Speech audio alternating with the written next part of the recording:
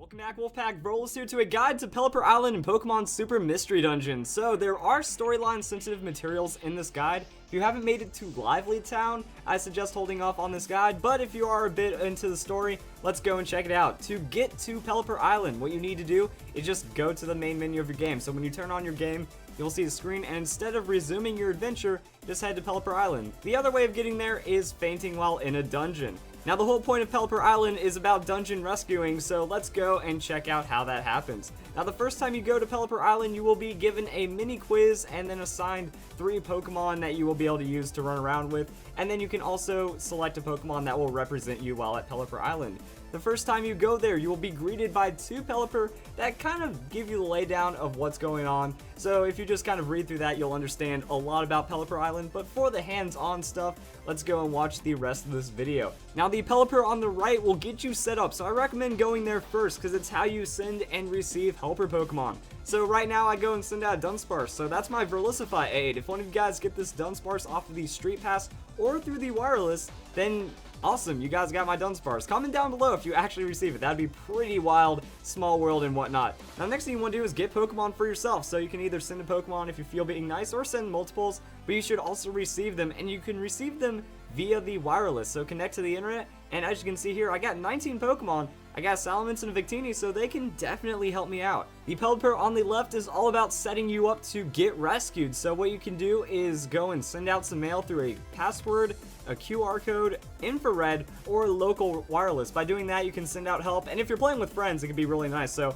I see this being a really awesome event thing, you know, that weekly go down to the card shop or go to an awesome place and hang out and play Pokemon for a bit, and if someone gets in trouble, you guys can help them out. So this is where you send and receive mail of that type. Now if you need to help yourself, you don't even need to visit that Pelipper, you just head to the main gate. So once you head to the main gate, there will be a rescue note that'll say, hey, this is me, I need to get help in the place where you ended up fainting. So after that, you build up your team, and if you've made it to the Axew part and helped out Wish Cache as well, you have access to some pretty powerful Pokemon. So I just bring in Charizard, Alakazam, and Salamence, and I kind of stomp over everything pretty effectively. So say you're in a bad position, you just want to like soft reset your game and get out of the dungeon and like reset this. Well, you actually can't really do that. So if your power turns off, or if you close out the game, it'll actually cost you an attempt. You only get 3 attempts to rescue yourself, so try not to cheat the game because it'll catch on to you. And if you do screw up, you do get a couple more options. So you can just kind of go in, set up your team, and then head back to the dungeon, and everything will be just fine.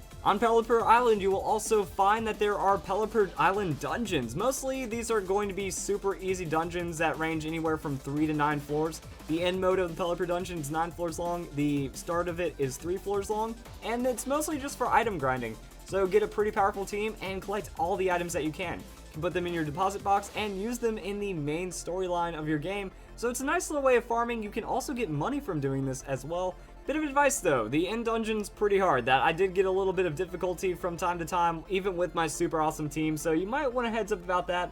And even though it's like a super fast rush down grindy kind of thing, you still need to be a little weary. I also recommend having a tactics meeting and have everyone just go on their own direction. That way, if you see an item on the minimap or if you see the stairs or something like that, you can just hop over to that Pokemon, make them the leader, grab that item, and head out of the dungeon. Now, since the dungeons are very, very repeatable, you don't have to explore every floor fully. If you need to get out to another floor, don't worry about it. You know, you can just kind of collect everything on the way and leave as soon as possible. Now, further on the game, it will be easier to clear these dungeons, but as you can see, I have the level 50s, and I just kind of want to take it easy for a bit. So depending on how you are in the game, you might just do it, but it's good for farming up some items. You can sell the items at the shop, or you can just keep the money and automatically put them into your deposit box when you leave.